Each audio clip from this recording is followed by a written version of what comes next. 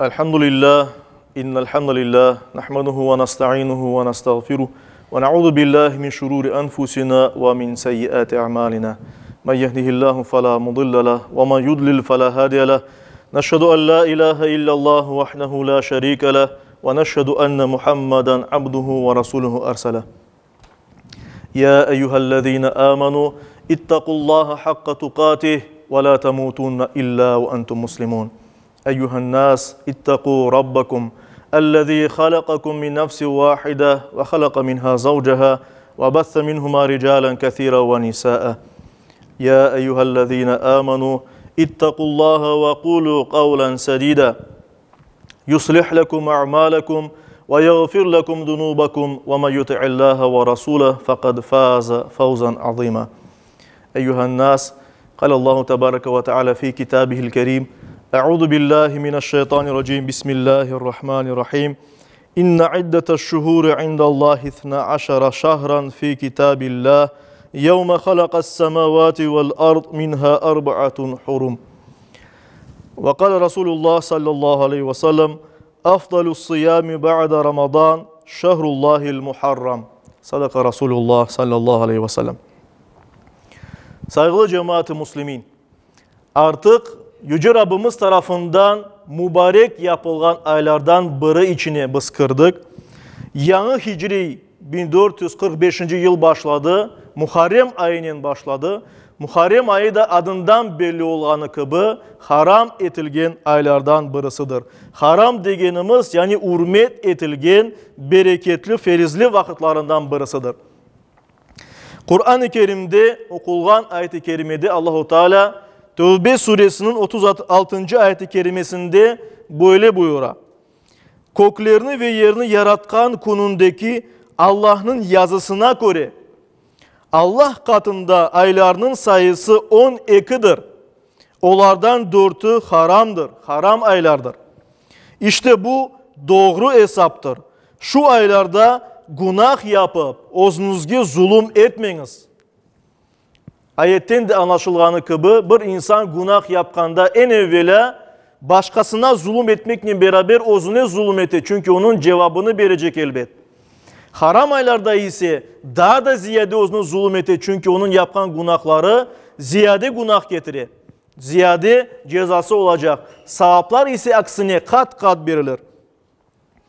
Peygamberimiz sallallahu aleyhi ve sellem bu ayetini açıklap Bukhari'de geçen bir hadis-i şerifte böyle buyurdu. Şüphesiz vakit Allah yaratkanı kundaki şeklinden akıp gitti. Yıl 12 aydır. Bunlardan 4'ü haram ve daha sonra saydı. Peygamberimiz nasıl aylar olganını Zilkade, Zilhicce, Muharrem ve Recep ayları deyip ayıttı. Bundan biz göremiz ayetlerden, hadislerden anlayımız ki Muharrem ayı pek faziletli ve bereketli vakittir. Ve bunu Peygamberimiz sallallahu aleyhi ve sellem'nin diğer hadisleri tasdik etti. Mesela Nisai'de geçen bir hadiste Peygamberimiz Muhammed Mustafa sallallahu aleyhi ve sellem böyle buyurdu. Ramazan ayından sonra en faziletli oraza, en ziyade savap getirgen oraza Allah'ın ayı olan Muharrem ayında tutulgan orazadır diye buyurdu. Bundan gayrı başka bir rivayette anlatıla ki Tirmizi'de geçen bir hadis-i şerifte anlatıla sahabilerinin birisi Allah ondan razı olsun Peygamberimizin yanına gelip soragan idi. Ya Resulallah ey Allah'ın elçisi ey Peygamber Ramazandan sonra ne vakit oraza tutmamını tavsiye edersiniz? Ve Peygamberimiz sallallahu aleyhi ve sellem cevap olarak ayıttı. Muharrem ayında oraza tut. Çünkü o Allah'ın ayıdır. Onda öyle bir gün var ki Allah o günde bir kavmin tövbesini kabul etken ve o günde başka kavimlerinin insanların da tövbesini kabul edecektir diye buyurdu. Tövbe kabul etilgen bir aydır Muharrem ayı. Bundan da gayrı bir şey hakkında Allah-u Teala'ya dua etmeyen evvel hayırlı bir iş becermek gerek ve şu hayırlı işlerden biri de elbette ibadetlerden biri de elbette orazadır. Ve Peygamberimizin tavsiyesi üzere Muharrem ayında oraza tutmak büyük sevaptır ve bizim dualarımızın kabul olmasına bir sebeptir. Yukarıda anılgan bir kun hakkında ayttık. Allah-u Teala bir kavmi bağışladı, başka insanlarına bağışlar ve tahmin edilgenine göre elbette bu Muharrem ayının 10. kunudur. 10. kun Arapça Aşura demektir. İşte ona göre de biz bu kunge Aşure kunu aytamız ya da halkımızda ona Aşır kunu deyip aytıladı. Kıskartılıp aytıla. İşte Muharrem ayının 10. kunu Aşure kunudur. Peygamberimiz sallallahu aleyhi ve sellem oğuzu bu kunde oraza tutaydı ve başkalarına da bunu emir yapaydı. Emir eteydi bu kunde oraza tutunuz deyip. Ve Ramazan ayında oraza farz yapılmadan evvel Peygamberimiz mutlaka bu kunde orada tutulmak gerek deyip herkeske emir eteydi. Yani farz edi. Daha sonra Ramazan orazası farz olgandan son, Ramazan orazası mutlak her bir Müslüman tutmak gerek olgandan son, Aşure kunundaki oraza serbest bırakıldı. Yani kim istese sevabını tutar, istemeyenler tutmaz. Ama tutkanlar elbette büyükten büyük mükafatlar, sevaplar kazanır. Ve Peygamberimiz sallallahu aleyhi ve sellem hadislerinde bu konunun fazileti hakkında buyurdu. Tirmizi'de geçen bir hadis-i şerifte Peygamberimiz sallallahu aleyhi ve sellem böyle ayttı. Aşure kununda tutulgan orazanın Allah katında bir evvelki senenin günahlarına kefaret olacağını umut etem. Yani Peygamberimiz düşüneydi ki, Peygamberimiz umut eteydi ki eğer Allah rızası için Aşure kununda oraza tutulsa bundan evvel bir yıl devamında yapkan günahlar insanın bağışlanır. Yapkan tövbesi kabul edilir. İşte saygılı cemaat-i Müslümin ona göre Aşure kununda oraza tutmak hem sünnettir, hem büyük sevaptır, hem de günahlarımızın bağışlanmasına sebeptir. Bununla beraber Peygamberimizin diğer bir sünneti müstehap olan bir şey. Sadece Aşure kununda değil de 2 kun oraza tutmak. Aşure kunu ve bir kun sonra ya da Aşure kunu ve bir kun evvel 2 kun tutulsa daha da yaxşı olacaktır. Peygamberimizin sünnetine uygan olacakmız.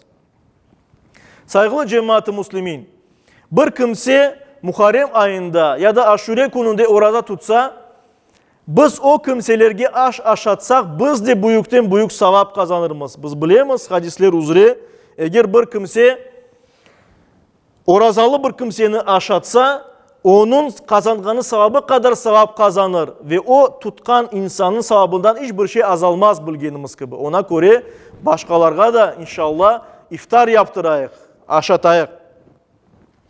Bununla beraber Peygamberimiz sallallahu aleyhi ve sellem'in bir hadisi var. Eğer kim Aşure kununda ailesini, öz korantasına, ev halkına ikram etse, onlarını sıylasa, onlarını güzelce aşatsa, Allah da senenin tamamına, onun rızkına bereket ve bolluk ihsan eder. Yani biz öz korantamızını ve bizim evimizde yaşayan kimselerini, bizge hizmet yapkan, mesela kurucularga ve başkalara kim olsa olsun aşatsak, Allah Teala bir yılga bizim bolluğumuzni, bereketimizni inşallah arttıracak. İşte ona göre de aşatmağa tırışayıq. Sadece evimizde olan kimselerini değil, güzel aş pişirip ballarımızga, işte yakınlarımızga değil, komşularga da, yakınlarımızga da aşatmak mümkündür. Bu dinimizden kelgen güzel bir adetimizdir saygılı cemaat-i Müslümin. Ona göre Aşure kunu kelgende Aşure aşını ya da aşır aşını pişirirler. Hazreti Nuh'un seyahatından, tufandan kurtulmasının bir yadigarı olarak, hatırası olarak ve ona göre de aşır aşı ya da başka bir aş pişirilir ve kolum komşuğa, yakınlarımızga tarkatıla, onlar da o aştan aşasın ve biz bu büyük sevapını kazanayıq. Bu güzel adetimizni yaşatayıq saygılı cemaat-i Müslümin. Bununla beraber Aşure kunu peygamberlerden olan birçok güzel hadiseler, yani büyük vakayalar olmakla beraber facialı bir vakaya da olup geçkin idi. Biz bilemiz Peygamberimizin torunu Hazreti Hüseyin, Allah ondan razı olsun, Aşure kununda Kerbela şehri yanında katil edilgen idi, şehit düşken idi, öldürülgen idi. Bütün yakınlarıyla beraber İşte bu büyük bir vakıa oldu. Müslüman ümmetini pek sarstı ve Müslüman ümmetinde Müslümanlar arasında ayrılığa sebep oldu. O günden başlayıp Müslümanların çokusu ehli sünnet var, Sunniler var ve demek ki ayrılıp başlayan türlü Şia fırkaları ortaya çıktı, Şiitler çıktı. Ondan sebebi aleda biz onun akıbetlerini, neticelerini günümüzde bile yaşayımız. İşte bu gerçekten büyük ve keder edici bir vakıya ve bizler için ibret verici bir vakıya. Ona göre biz her daim Müslümanlar olarak birlik olmaya tırışmak gerekmiz. Bir Kur'an'a inanmak, bir Allah'a inanmak, bir Kur'an'a esaslanmak, Peygamberimiz üzere yaşamak, yaşayışını bizge esas almak, bir kıblağa yönelmek, bir kıblağa namaz kılmak vesaire hepimiz birlik içinde olmak gerekmiz. Ve bizim dinimiz öyle bir dindir ki eğer biz dinimizni kutsek hiç şüphesiz bir cemaat, bir birlik, bir millet olurmuş elbet. Kur'an-ı Kerim'de Allah-u Teala bu meselede Ali İmran suresinin 105. ayet-i kerimesinde mesele böyle buyura. Özlerini apaçık deliller kelgenden son, yani din kelgenden son, parçalanıp ihtilafka düşkenler gibi olmanız. Bazı başka din, millet, ümmet vekilleri, başka peygamberin peşine ketken insanlar ve bazı Müslümanlar da ya adaşıp, yanlışıp, ihtilafka, ayrılığa düştüler, birbirinden ayrıldılar. Yüce Rabbimiz Kur'an-ı Kerim'de bizge buyurar ki, böyle kimseler, parçalanıp bölüngen kimseler gibi olmanız diye buyurar. Ona göre de Allah'ın bu emrine uyayık, birlik olayık, birlik için hareket eteyik ve şu mübarek Muharrem ayını kele atkan mübarek Aşure gününü bir fırsat bilip Allah-u Teala'ya yakınlaşmak için gayret eteyik. O raza tutayık, ibadetlerimizi çoklaştırayık, dua eteyik, Allah'a istiğfar eteyik, bağışlaf sorayık yapan günahlarımızdan. Ve yardımlaşayık. Kolum komşuğa, etrafka, yakınlarımızga aşatayık şu günlerde. Yüce Rabbimiz her birimizge Allah'ın doğru yolunda olmağa, birlik olmağa, birbirimizge yardım etmeye ve bu mübarek vakitini en güzel şekilde geçirmeye nasip eylesin. Amin.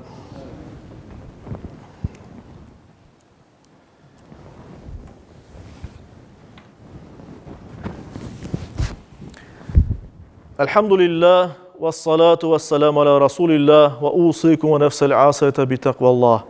İnna Allah ve melaiketehu yusallun alen nebi ya eyyühellezine amanu sallu aleyhi ve sellimu teslima.